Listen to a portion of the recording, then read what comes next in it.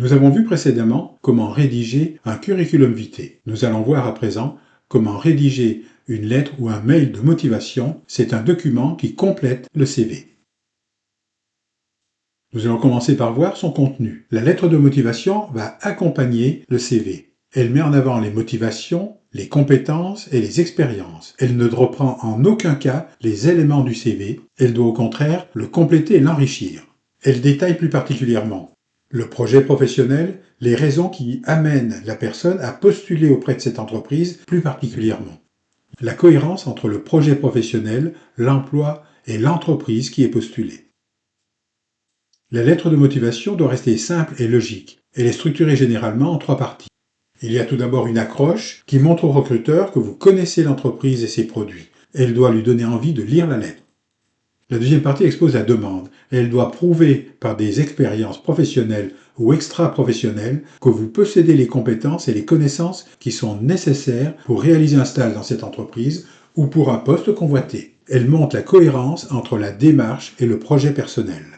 Enfin, la conclusion propose au recruteur une rencontre pour un entretien, puis elle se conclut par une formule de politesse « Je vous prie d'agréer mes sincères salutations », mais il est possible d'utiliser une autre formulation. Comment réussir une lettre de motivation? Celle-ci doit être personnalisée pour chaque entreprise. Ce n'est pas une lettre type. Elle explique vos motivations pour le poste et l'entreprise en les comparant subtilement avec vos compétences et vos qualités. Argumentez, vendez-vous, même si l'expression n'est pas belle, tout en restant humble et modeste. Vous n'allez pas révolutionner l'entreprise. Ne vous trompez pas non plus sur le nom du destinataire, c'est très vexant pour lui. Comment rédiger et mettre en forme le document? La lettre ne doit pas dépasser 1 page. C'est la même longueur qu'un CV. Le message doit être clair pour le destinataire.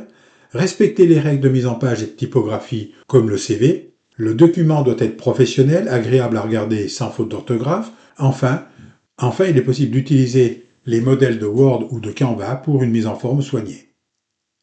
La tradition veut que la lettre de motivation soit manuscrite. Si c'est le cas, écrivez lisiblement en laissant des marges. Le texte doit être aéré, sans rature et les lignes horizontales. Mais de plus en plus souvent, la lettre est envoyée par courrier avec le CV. Dans ce cas, son contenu sera saisi sur un logiciel. 2 options sont possibles. Soit elle constitue le corps du mail, c'est un mail de motivation, et le CV est une pièce jointe. Adressez la candidature au recruteur. S'il n'est pas connu, téléphonez à l'entreprise avant pour obtenir son nom et son adresse mail. N'oubliez pas d'indiquer vos coordonnées pour les réponses et préciser que le CV est en pièce jointe. Deuxième cas, la lettre de motivation est envoyée en pièce jointe au format PDF avec le CV. Dans ce cas, le courriel ne doit pas reprendre le contenu de la lettre. Précisez votre identité et votre numéro de téléphone pour permettre au recruteur de vous contacter rapidement.